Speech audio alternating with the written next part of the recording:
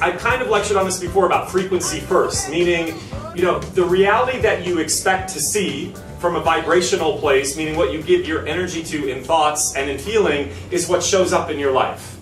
And I started thinking on the way here, I was like, if we could just break through the fog and realize that our natural frequency, you guys, your natural frequency is buoyant and joyful and magnificent. It's huge. But we don't identify to that truth basically because of our own habituated way of thinking, which drives the energy down. It drives your frequency into womp womp. That's my favorite saying ever. Womp womp. And when it comes to energetic, you don't want to be in the womp womp. Because that's not actually, just think about it. I talk about it in many different ways. And then I thought, you know, because this is all the same stuff you hear me say, but just sometimes you have to hear it in a different way. And then, who should say the same thing but Albert Einstein? He says, everything is energy. And that's all there is to it. Match the frequency of the reality you want, and you cannot help but get that reality. Yeehaw! It can be no other way. This is not philosophy, this is physics. Thank you, Albert Einstein. So, what does that mean about frequency first? It's not always easy because you're going to get challenged in life. You're going to have roadblocks. You're going to come up against your stuff.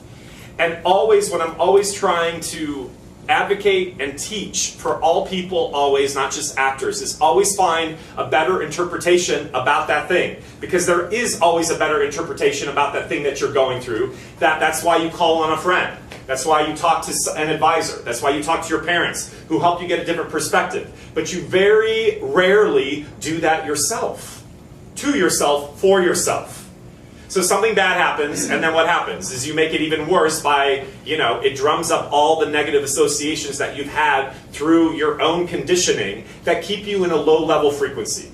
So maybe the homework is to think about, look, we all engage in patterns of behavior, not just thoughts, that put us in a low-level frequency. And you do it unconsciously because it's habituated. So maybe this week, beyond the thought aspect of it, because we all think bad thoughts about ourselves, and you already know that's a no-no. Do you know what I mean? It's pretty simple. To me, the whole logic of life is pretty simple. If you want to feel better, just change your thoughts. That's that simple. Because bad thinking thoughts about yourself just make you feel bad. It's so easy. We can go have a margarita now. That's it. But you're invested in the womp womp. That's it. You know, when I was lecturing this weekend, it kind of blew my mind because somebody raised their hand and she said, have you always been this, you know, up? I don't know. She said happy or something. And I said, that's one of the times I started to cry because I realized, like, as a child, I had no role models being a gay kid. And I was gay, you know, like in the Mesozoic era. Like way back in the days. You know, like I said, like everybody's gay nowadays. And so there's role models. I mean, everybody's gay. It's all gay. Everything is, the whole world is gay. And so I said, that doesn't mean that children and young adults still aren't challenged with coming into their own voice. Because we still are oriented in a world that moves heterosexually. I get it. But there are a lot more role models and you can reach out for help. And you know, I didn't have that. And so I was very, you know, see, look, I could totally start crying again just thinking about it. Oh.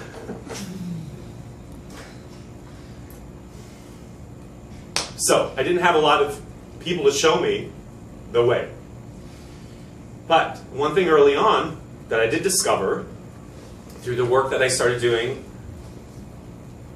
science that I read, and philosophy, and the spiritual texts, and I realized they were all saying the same thing, and that it was up to me to find a new way of thinking about myself that made me feel better.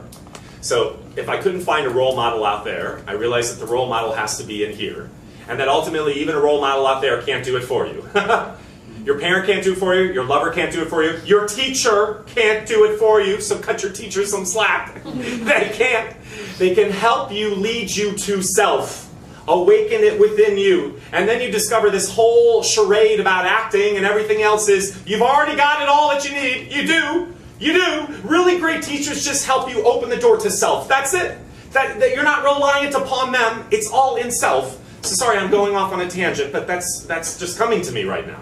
That's the gift of you. That's the gift of what you have to contribute in the world. And a good mentor, not just an acting teacher, a mentor in any way, is just helping you realize that inner flame. Just needs to be relit. Maybe sometimes it's the pilot light is off.